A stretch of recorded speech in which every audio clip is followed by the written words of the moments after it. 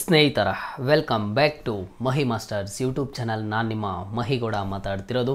Finally KCET and ಹಾಗೇನು NEET ವಿದ್ಯಾರ್ಥಿಗಳಿಗೆ second round final ರಿಸಲ್ಟ್ಸನ್ನು ಅನೌನ್ಸ್ ಮಾಡಿದ್ದಾರೆ. ನೀವು KE ಅಫಿಷಿಯಲ್ ವೆಬ್ಸೈಟಿಗೆ ಬಂದನ್ನೇ ಚೆಕ್ ಮಾಡ್ಬೋದು. ಇಲ್ಲಿ ನಿಮಗೆ ಎರಡು ಸಪ್ರೇಟ್ ಲಿಂಕ್ಸ್ ಆದರೆ ಇದ್ದಾವೆ.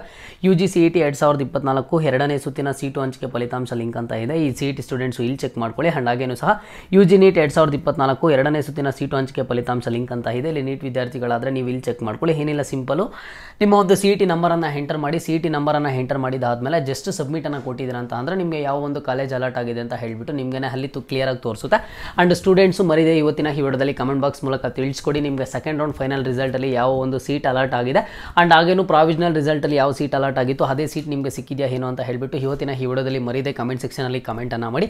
ಆ್ಯಂಡ್ ಹಾಗೇನು ನೋಡಿ ನೆಕ್ಸ್ಟ್ ಪ್ರೊಸೀಜರ್ ಏನಿರುತ್ತೆ ಅಂತ ಹೇಳಿಬಿಟ್ಟು KCET ವಿದ್ಯಾರ್ಥಿಗಳಿಗೆ ನೆಕ್ಸ್ಟ್ ಪ್ರೊಸೀಜರ್ ಏನಿರುತ್ತೆ, ಆ್ಯಂಡ್ ಹಾಗೇನು ನೀಟ್ ವಿದ್ಯಾರ್ಥಿಗಳಿಗೆ ನೆಕ್ಸ್ಟ್ ಪ್ರೊಸೀಜರ್ ಏನಿರುತ್ತೆ ಅಂತ ಹೇಳಿಬಿಟ್ಟು ಇಲ್ಲಿ ಕ್ಲಿಯರಾಗಿ ಆದರೆ ಒಂದು ಸ್ಕೆಡ್ಯೂಲನ್ನು ಸಹ ಕೊಟ್ಟಿದ್ದಾರೆ. ಅದ್ರ ಬಗ್ಗೆ ಮಾತಾಡ್ತೀನಿ ನೋಡಿ. ಮೊದಲಿಗೆ ನೀಟ್ ವಿದ್ಯಾರ್ಥಿಗಳದ್ದು ನೋಡೋಣ. UG NEET 2024 ಪೋಸ್ಟ್ ಸೀಟ್ ಹಂಚಿಕೆ ವೇಳಾಪಟ್ಟಿ ಅಂತ ಇದೆ. ಅದರ ಮೇಲೆ ಕ್ಲಿಕ್ ಮಾಡಿ. ಇದು ಕೇವಲ ನೀಟ್ ವಿದ್ಯಾರ್ಥಿಗಳಿಗೆ ಅಷ್ಟೇ. ಇಲ್ಲಿ ನೀಟ್ ವಿದ್ಯಾರ್ಥಿಗಳಿಗೆ ನೋಡಿ payment of fees seat allotted candidates if not paid earlier. ನೀವು ಇನ್ನೂ ಫೀಸ್ ಪೇ ಮಾಡಿಲ್ಲ ಅಂತ ಅಂದರೆ ಅರ್ಲಿಯರ್ ಅಂದರೆ ಫಸ್ಟ್ ರೌಂಡಲ್ಲಿ ನೀವು ಫೀಸ್ ಪೇನ ಮಾಡಿಲ್ಲ ಅಂತ ಅಂದರೆ ನಿಮಗೆ ನೋಡಿ 11 ಗಂಟೆಯಿಂದ 24ನೇ ತಾರೀಕು, 11 ಗಂಟೆಯಿಂದ 26ನೇ ತಾರೀಕು ನಿಮಗೆ ಸಾಯಂಕಾಲ 4 ಗಂಟೆವರೆಗೂ ಸಹ ಟೈಮ್ ಇರುತ್ತೆ. ಆ್ಯಂಡ್ ಹಾಗೇನು ನೋಡಿ deposition of original documents at KEA Bengaluru in person if not submitted earlier ಅಂತ ಇದೆ. ಅಂದರೆ ನೀವು ಫೀಸನ್ನು ಪೇ ಮಾಡಿದಾದ್ಮೇಲೆ ಒಂದು KEAಗೆ ಡಾಕ್ಯುಮೆಂಟ್ಸನ್ನು ರಿಪೋರ್ಟ್ ಮಾಡಬೇಕಾಗುತ್ತೆ. ನೀವು ಇನ್ನೂ ಡಾಕ್ಯುಮೆಂಟ್ಸನ್ನು ರಿಪೋರ್ಟ್ ಮಾಡಿಲ್ಲ ಅಂತ ಅಂದರೆ ನಿಮಗೆ ಟೈಮ್ ಬಂದುಬಿಟ್ಟು ಇಲ್ಲೇ ಕ್ಲಿಯರಾಗಿ ಮೆನ್ಷನ್ ಮಾಡಿದ್ದಾರೆ ನೋಡಿ.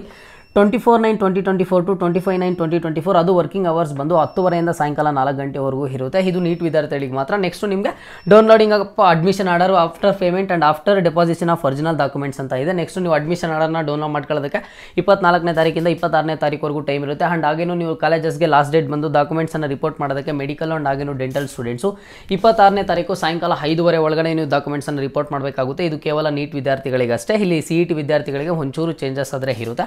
ಅಂದರೆ ಇಲ್ಲಿ CET ವಿದ್ಯಾರ್ಥಿಗಳಿಗೆ ಚಾಯ್ಸ್ ಎಂಟ್ರಿ ಎಲ್ಲ ಇರುತ್ತಲ್ವಾ, ಸೊ ಅವರಿಗೆ ಚೇಂಜಸ್ ಆದರೆ ಇರುತ್ತೆ. ನೋಡೋಣ ನೋಡಿ. ಈಗ CET ವಿದ್ಯಾರ್ಥಿಗಳದು ಒಂದು ವೇಳಾಪಟ್ಟಿ ಆದರೆ ನೋಡೋಣ. ಪೋಸ್ಟ್ ಸೀಟ್ ಹಂಚಿಕೆ ವೇಳಾಪಟ್ಟಿ. KCET ವಿದ್ಯಾರ್ಥಿಗಳದೇನೋ KE ಅಫಿಷಿಯಲ್ ವೆಬ್ಸೈಟಲ್ಲಿ ಪ್ರಾಬ್ಲಮ್ ಆಗಿದೆ ಅಂತ ಅನಿಸ್ತಿದೆ. ಸರ್ವರ್ ಎರರ್ ಅಂತ ಬರ್ತಿದೆ.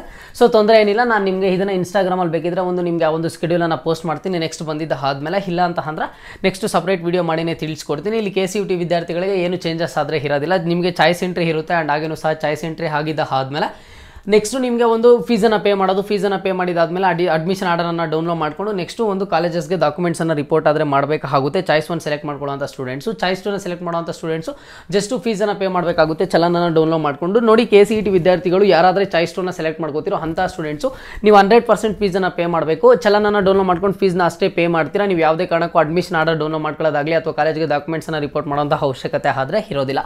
KCET ವಿದ್ಯಾರ್ಥಿಗಳಿಗೆ ನಿಮಗೆ ನೆಕ್ಸ್ಟ್ ಈ ಒಂದು ಸ್ಕೆಡ್ಯೂಲ್ ಬಗ್ಗೆ ಇಲ್ಲೇನೋ ಸರ್ವರ್ ಎರರ್ ಬರ್ತಿದೆ. ಡೀಟೇಲ್ಡ್ ವಿಡಿಯೋ KCET ವಿದ್ಯಾರ್ಥಿಗಳಿಗೆ ಖಂಡಿತವಾಗ್ಲೂ ಮಾಡಿ ತಿಳಿಸ್ಕೊಡ್ತೀನಿ. ಜಸ್ಟ್ ಚಾನಲ್ಗೆ ಸಬ್ಸ್ಕ್ರೈಬನ್ನು ಮಾಡಿ ಇಟ್ಕೊಂಡಿರಿ.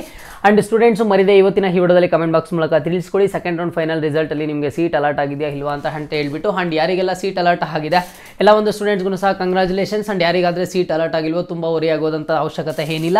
ಸೊ ನೆಕ್ಸ್ಟ್ ನೋಡಿ ಸೆಕೆಂಡ್ ಎಕ್ಸ್ಟೆಂಡೆಡ್ ರೌಂಡ್ಗೂ ನೀವು ಪಾರ್ಟಿಸಿಪೇಟ್ ಮಾಡ್ಬೋದು. ಈಗ ಸೆಕೆಂಡ್ ರೌಂಡ್ ರಿಸಲ್ಟಲ್ಲಿ ಯಾರಿಗಾದರೆ ಸೀಟ್ ಅಲರ್ಟ್ ಆಗಿಲ್ವೋ ಅಂಥ ಸ್ಟೂಡೆಂಟ್ಸು ಡೈರೆಕ್ಟು ಸೆಕೆಂಡ್ ಎಕ್ಸ್ಟೆಂಡೆಡ್ ರೌಂಡ್ಗೆ ಪಾರ್ಟಿಸಿಪೇಟ್ ಮಾಡ್ತೀರಾ. ಯಾವುದೇ ಥರದ ಚಾಯ್ಸ್ ಎಂಟ್ರಿ ಆದರೆ ಮಾಡೋ ಅವಶ್ಯಕತೆ ಇರೋದಿಲ್ಲ. ಯಾರಿಗಾದರೆ ಸೀಟ್ ಅಲರ್ಟ್ ಆಗಿರೋದಿಲ್ವೋ KCET ವಿದ್ಯಾರ್ಥಿಗಳಿಗೆ ಅಂಥ ವಿದ್ಯಾರ್ಥಿಗಳಿಗೆ ಓಕೆನಾ. ಫರ್ದರ್ ಏನೇ ಡೌಟ್ ಇಲ್ಲಿ ಕಮೆಂಟ್ ಬಾಕ್ಸಲ್ಲಿ ಕಮೆಂಟನ್ನು ಮಾಡಿ. ಆ್ಯಂಡ್ ಇದೇ ಥರದ ಎಲ್ಲ ಹೆಚ್ಚಿನ ಅಪ್ಡೇಟ್ಸ್ಗಾಗಿ ಮಹಿ ಮಾಸ್ಟರ್ಸ್ ಯೂಟ್ಯೂಬ್ ಚಾನಲನ್ನು ಈ ಕೂಡಲೇ ಎಲ್ಲರೂ ತಪ್ಪದೆ ಸಬ್ಸ್ಕ್ರೈಬನ್ನು ಮಾಡ್ಕೊಳ್ಳಿ.